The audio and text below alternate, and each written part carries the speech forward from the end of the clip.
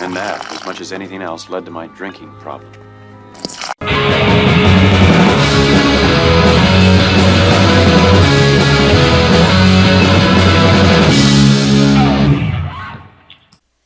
Hello, ladies and gentlemen. My name is Paul Workman. I am the man of constant hatred. My name is Manny Classic, and this is... Well, what is this? Films we're expecting? Okay. Works for me. This is our look forward at the year of 2018 to talk about films that we're really excited about.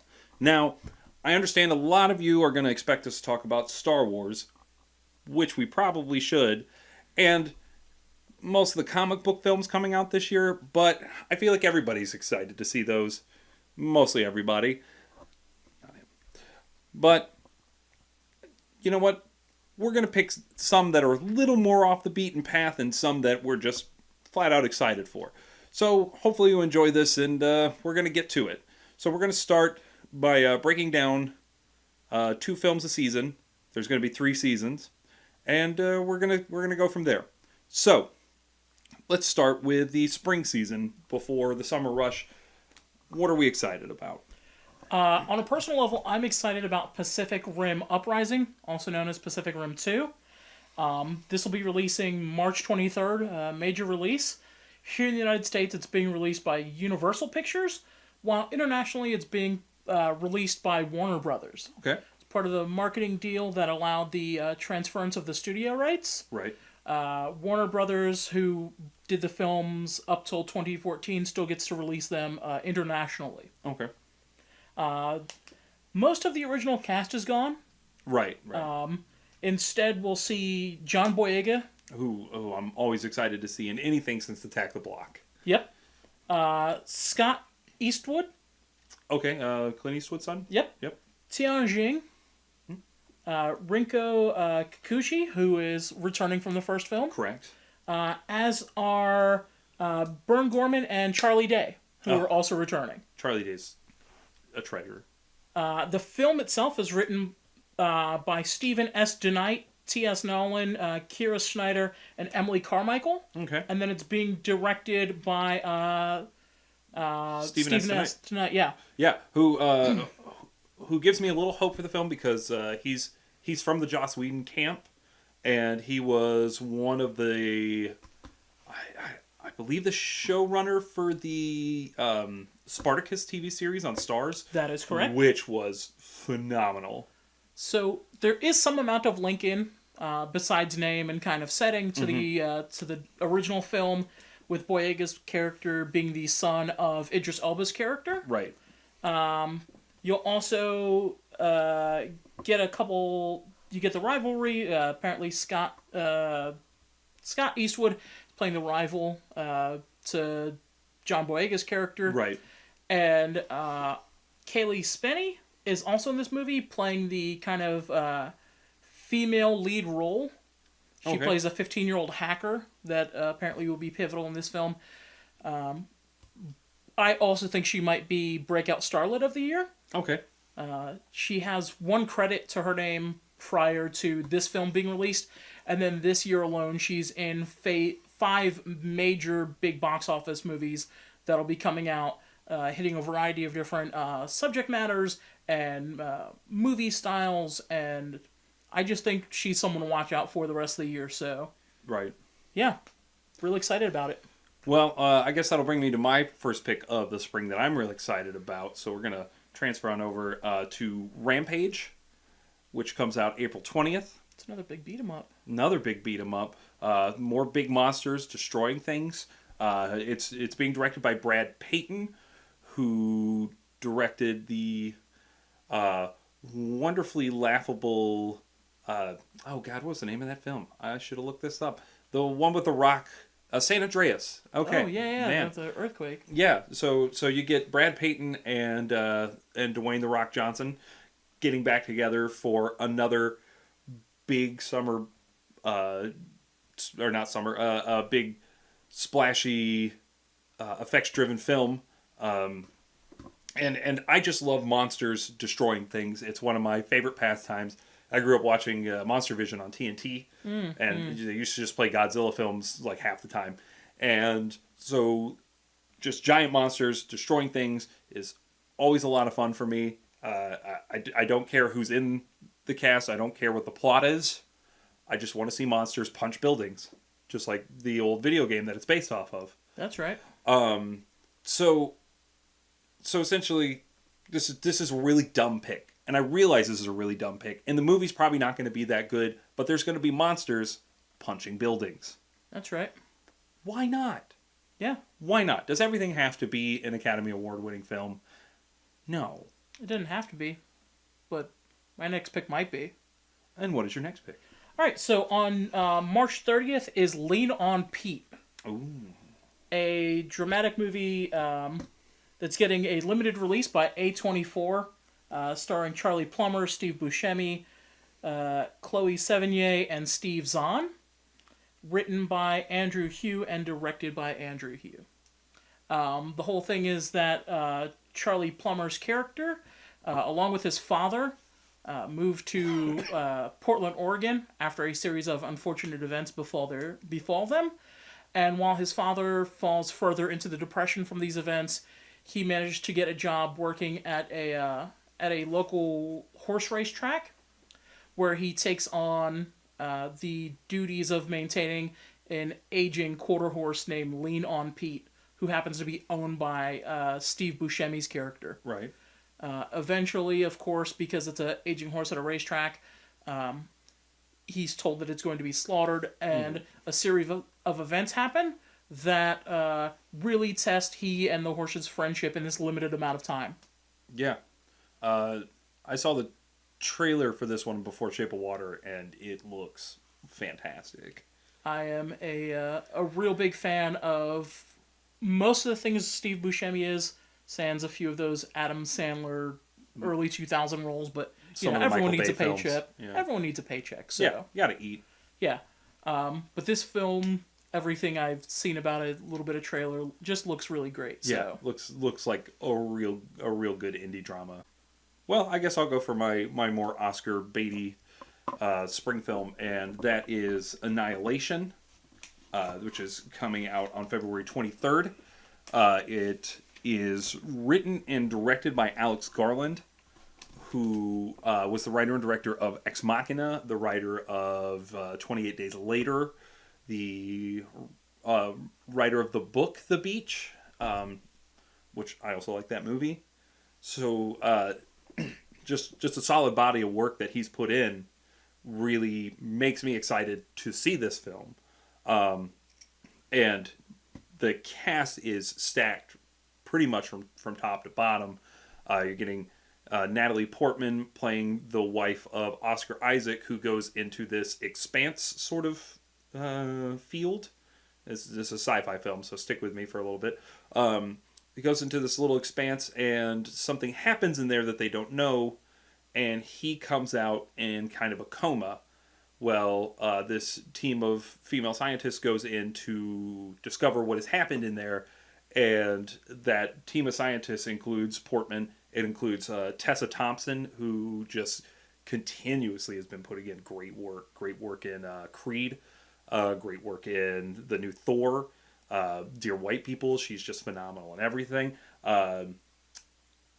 Gina Rodriguez, who is Jane the Virgin on Jane the Virgin, and which is such a charming show. She's in this, so it's going to be nice to see her really stretch her abilities in this film, hopefully. And what's her name? Sonoya Mizuno, who's another up-and-comer, is in the film, and I'm real excited to see what she can do, because she's not really had a breakout role yet. So I'm hoping this will be a really good role for her. And again, Oscar Isaac's in it, Jennifer Jason Leigh's in it, Benedict Wong is in it. This is just everything from top to bottom. This is just a film I don't think I can miss. Yeah, I went and I saw Last Jedi, and the trailer played before that. Just visually beautiful trailer, well shot. It does everything to make me want to go see this that it can do. Yeah, and alone, just if it's anything like Ex Machina, I mean, not plot wise, but just in feeling and scope and beauty. If he matches Ex Machina beat for beat with this one, this is definitely going to end up probably in my top 10 this year, and I'll have to say that happens very, very little. That's something from January, February stays in my top 10, and this year Get Out's still my number one. So That's right. okay, so we're going to move into the next season. We're going to do the summer season, which generally encompasses from the beginning of May to August. So what are we looking forward to come summer? So my first pick is the complete opposite of big summer blockbuster. Actually, my first pick is a documentary Okay. called "Won't You Be My Neighbor." This will be released June 8th in a limited release, being released by Focus Features. Okay. And it's a documentary about the life and work of Fred Rogers. You all may know him as Mr. Rogers from PBS.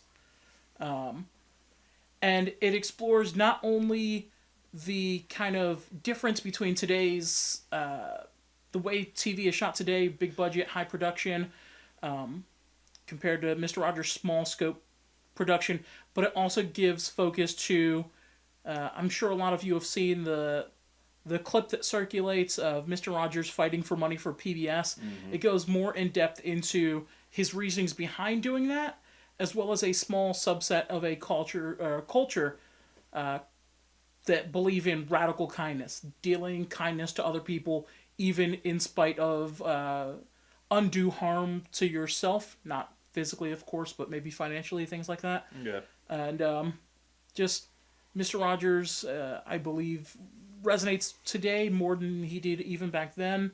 So it's something I'm really looking forward to. Yeah, I'm excited about this documentary too. Fred Rogers has been a big hero of mine pretty much my entire life. I know he means a lot to my generation and generations before mine and some after. Even now,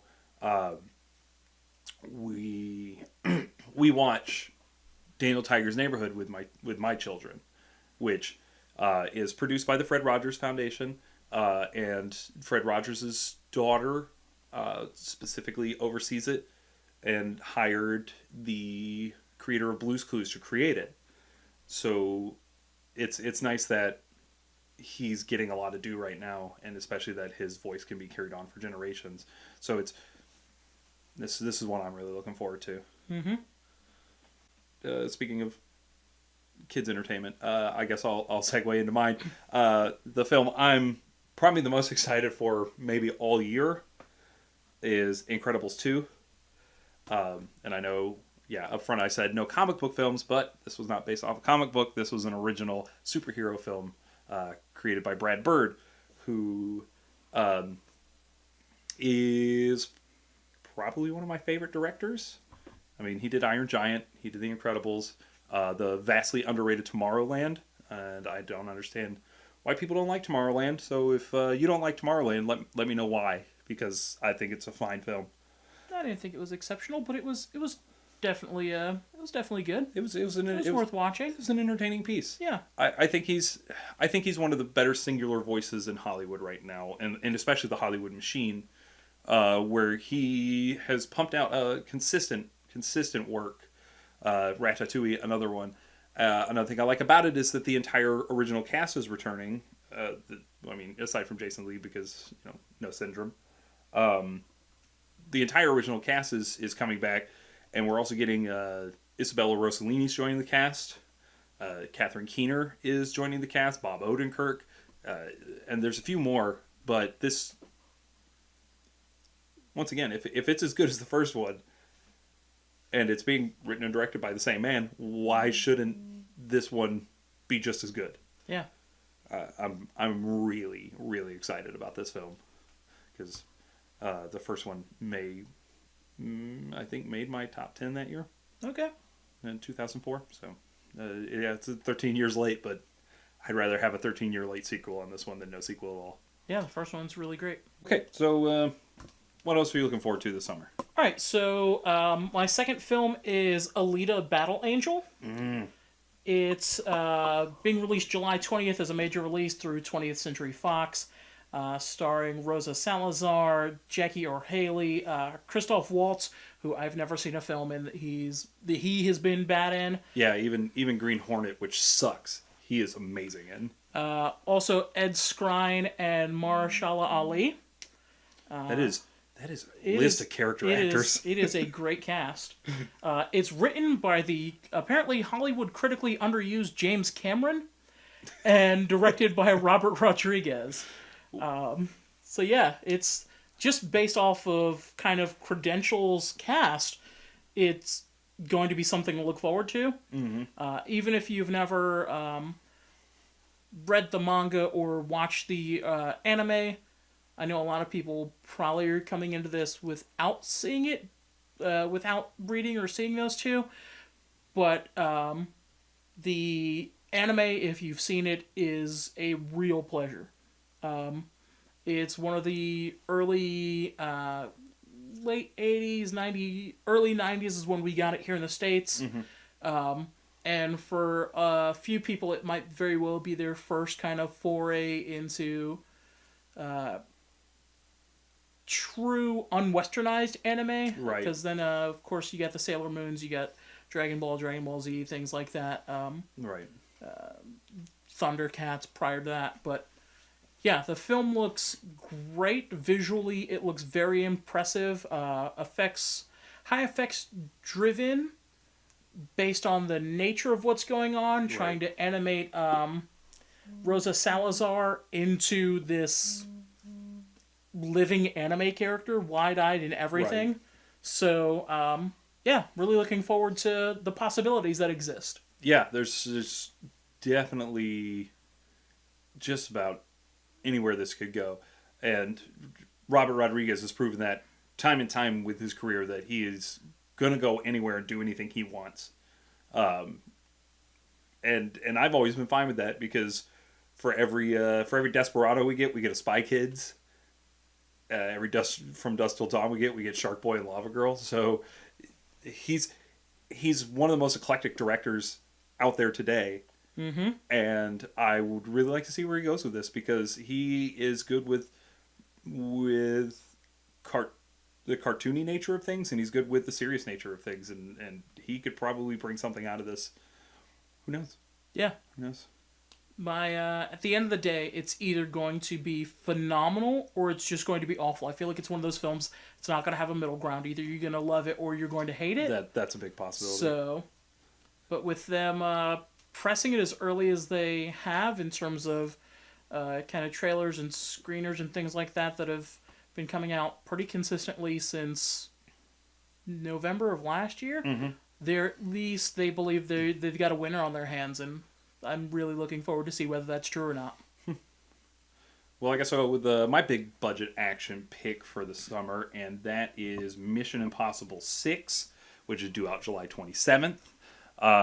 It is bringing back Christopher McQuarrie, who wrote and directed the last Mission Impossible, Rogue Nation, which I absolutely loved.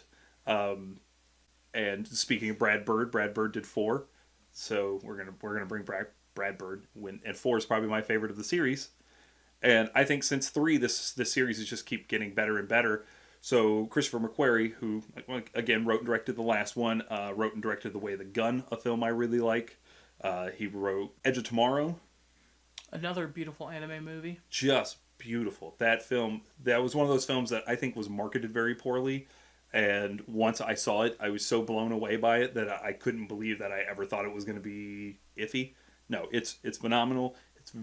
It was very underwatched. So if you haven't seen Edge of Tomorrow, go see Edge of Tomorrow, and then come back and tell me how excited you are for the next Mission Impossible, because Christopher McQuarrie is wonderful. Bringing Tom Cruise back, of course, and hopefully he's going to do a stunt in real life that could possibly kill him, because why shouldn't we get that every 4 years? And Henry Cavill, who is Superman currently in the Justice League film, the DC Extended Universe, is playing the bad guy. And I don't know too much about him except that he has a mustache and that made his lip look really funny in Justice League. We're going to move into everybody's favorite season, Oscar season. So starting in September and going through the end of the year is Oscar Bait Central. And it's a bunch of films that tend to populate everybody's top 10. What are we excited for in Oscar season?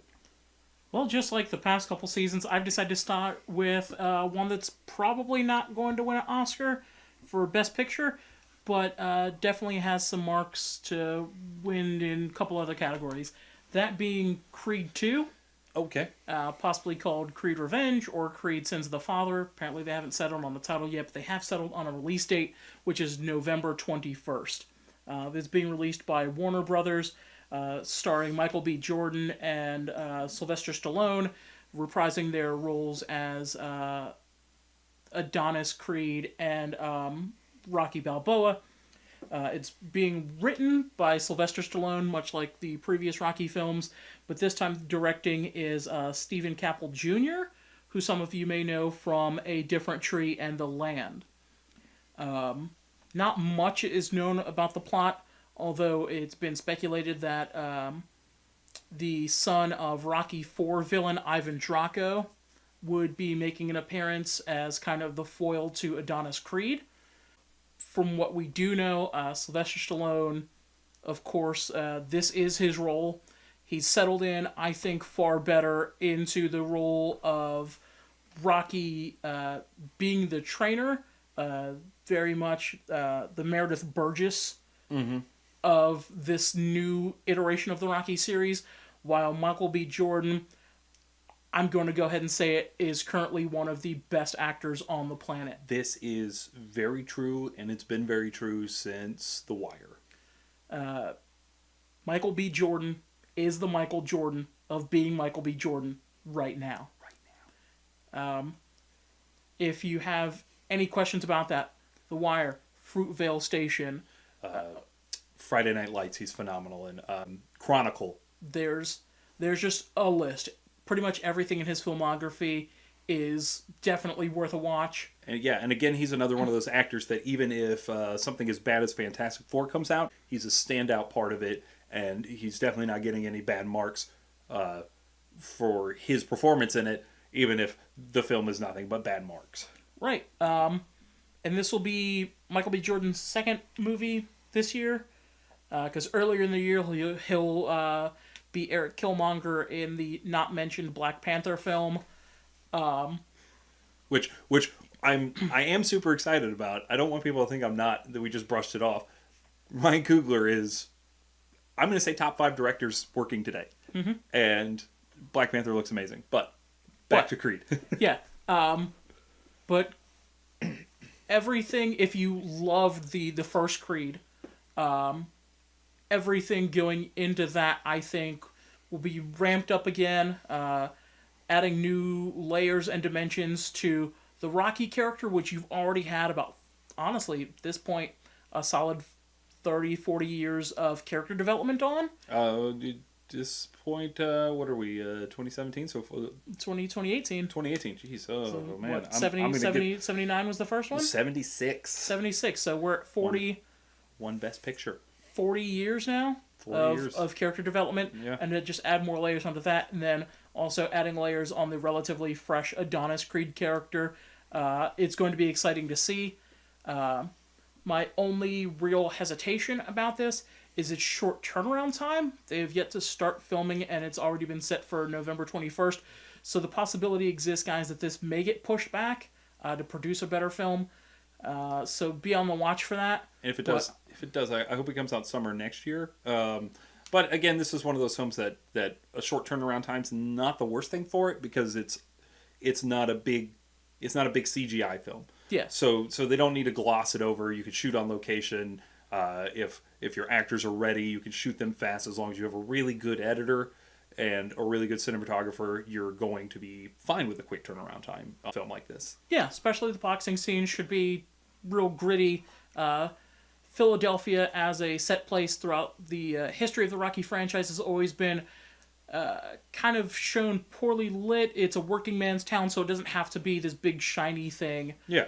So, like I said, I'm a little anxious at the fact they haven't even started filming yet, and we're here in what's essentially pretty much the beginning of February. So they only have 8 months really to turn this entire film around. Yeah. But I am definitely looking forward to it no matter when it comes out. Yeah, that should be one to look forward to. I am going to pick my first pick is going to be First Man. which comes out October 12th. It is being written and directed by... Oh, not written, sorry. Let me look at my notes for a second here. It is being directed by Damien Chazelle, who, of course, is the director of Whiplash, one of the finest films of this decade. Just one of the absolute breathtaking films of this decade. And There's no lie coming out of his mouth right now. It's great. If you haven't seen Whiplash, see Whiplash. I'm going to keep saying things like, if you haven't seen this, see it. But this one is just... I can't even explain it. It's almost like a horror film, but it's not. It's edited like a horror film. It's shot kind of like a horror film. Everything about it is beautiful. And he also was the Oscar-winning director of La La Land, which is pretty much the opposite of Whiplash in every way. Mm-hmm. It is not good. It is not fun to watch. It's awful, Lawrence. Should have been here, Lawrence. We could have told you how awful it was again. We're leaving this part in. You're still going to hear how awful it is. It really is awful. It's the worst. Blah, blah, bland. Blah, blah. White People Save Jazz, the movie. Anyway, so, back on topic. Speaking of Damien Chazelle and La La Land, it is starring Ryan Gosling as Neil Armstrong, who is awesome. I don't really know how to describe Neil Armstrong other than that. Neil Armstrong's awesome. I would also like a film about Buzz Aldrin, so if someone could get on a Buzz Aldrin movie before me, that would be great, including a shot of him punching people in the face, because watching Buzz Aldrin punch people in the face is my favorite pastime. That's right. So essentially, I like Damien Chazelle enough. Based just solely on Whiplash, I like him a lot. And La La Land wasn't poorly shot. It's a very nice looking film. It's just really boring to me. The music's really boring to me, and I feel like he could have done something better. But that's me. And me. And him. And probably half of America, because honestly that film's really boring. As exciting as Whiplash is, I'm willing to call this one of my most anticipated films of the year, based solely off the fact that I love Ryan Gosling and I love Neil Armstrong. And I don't feel like you can really go wrong with subject matter like Neil Armstrong. You could, maybe. I don't know. Space exploration's always been kind of fun. The Right Stuff is a great film. Apollo 13's a great film. Martian? The Martian is really wonderful. Interstellar is great. Yeah. I'm trying to think of the one that came out in 2016. No, Gravity. Yeah, I'm just going to keep doing it. No, let's do this. Let's turn this whole video into why space exploration is great. Spaceballs. I'm Hidden Figures. Hidden Figures. I could not think of the fucking name. Hidden Figures was a phenomenal film, and it was based right outside of our hometown of Hampton, Virginia. Speaking of Ryan Gosling's saving jazz as Louis Armstrong, apparently. Yeah. And the fact that we're in Newport News and Ella Fitzgerald, we're going to go to more music because my second film for the Oscar season is Bohemian Rhapsody. This will be released December 25th by 20th Century Fox as a major release. And this sees Rami Malek playing Freddie Mercury, while Joe Mazzello, Ben Hardy, and Gwyneth Lee will be rounding out the cast of the band Queen. Wait. Yeah. Who's Ben Hardy playing? Yeah, I don't know. I didn't write that down. I think he's playing Brian May. That would be great. I think he is, because I think that's the way it was written on the thing. I'll find out later. Well, Mazzello's playing John Deacon. I know that much. Yeah, I'm pretty sure Ben Hardy's playing Brian May. Okay. It's written by Justin Haith and directed by Dexter Fletcher and Bryan Singer. And it tells the story of Queen's beginnings all the way up to their famous 1985 Live Aid set. Oh. So Queen the Good Years. Yeah. So you'll end up kind of exploring their what I want to say there's their biggest hits.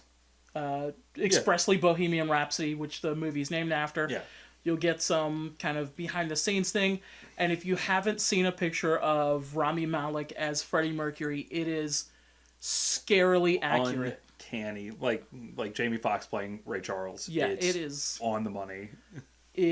So you may have heard of this because it's been kind of brewing for a while. Originally, Sacha Baron Cohen was supposed to be playing Freddie Mercury. He ended up backing out or got fired. I don't remember which one. I wasn't opposed to that casting. He's one of those guys that kind of disappears into his roles. So yeah, I feel like maybe the movie would have been dragged down just because so many people are just like, isn't that boring? So with its current casting, I believe the film's going to be phenomenal.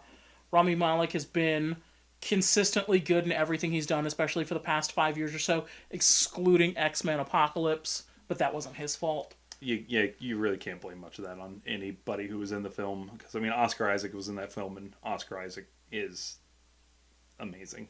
So, yeah, there's just... the subject matter I find to be great. I really dig Queen and the music. Mm-hmm. Highlander is legitimately one of my favorite soundtracks of all time, which was completely written by Queen. And I own Flash Gordon on vinyl, because I'm that nerd. So, yeah, it's what I'm looking forward to. Who knows, might actually go out and go see it on Christmas Day. That's when that's the release date, so... yeah, definitely something that if you don't go see it Christmas Day, to kind of fill out the early beginnings of January where there's not really great film, I really expect to pick this up definitely then. Yeah, absolutely. So we'll go to my kind of artsy Oscar pick, which was Widows, directed by Steve McQueen, who of course was the Oscar-winning director of 12 Years a Slave. And again, based off of his filmography alone, it's a film that I'm really excited for. 12 Years a Slave, Hunger.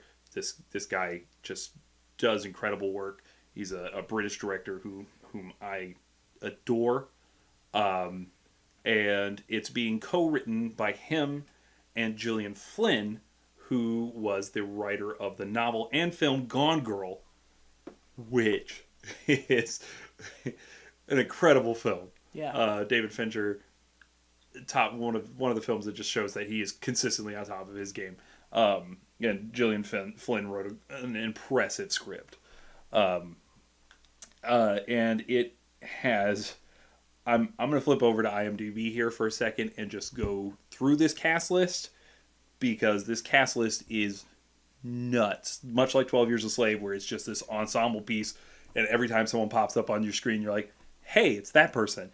You're going to be doing that through this film, because it is Elizabeth Debicki, John Bernthal, Liam Neeson, Colin Farrell, Daniel Kaluuya, who was in Get Out. If you're not familiar with that name, he was in Get Out and the second episode of Black Mirror, which is phenomenal, and he's going to be in Black Panther. Look, if you didn't watch Get Out, also do yourself a favor, because that film is phenomenal. Phenomenal. No, just no joke.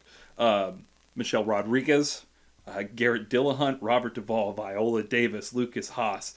I mean, this just keeps going. This list just keeps going, and it is just a stacked cast with a great director. The plot is as follows: set in contemporary Chicago, amidst a time of turmoil, four women with nothing in common except a debt left behind by their dead husbands' criminal activities take fate in their own hands and conspire to forge a future on their own terms. Wow, that sounds amazing. Just generic plot point on IMDb sounds amazing. Yeah, and given who's in this film, who's directing this film, who's writing this film, that plot point is probably going to be just unbelievable. So that's what we're looking forward to this year. I hope you at least like some of our picks, if not all of them. Leave a comment down below and let us know what you're excited to see in 2018 and why you're upset we skipped over it. Also, don't forget to like, share, subscribe. If you'd like to know when we put out new videos, you can click the bell icon on the bottom, which will let you give you notifications. And, as always, have a damn fine day.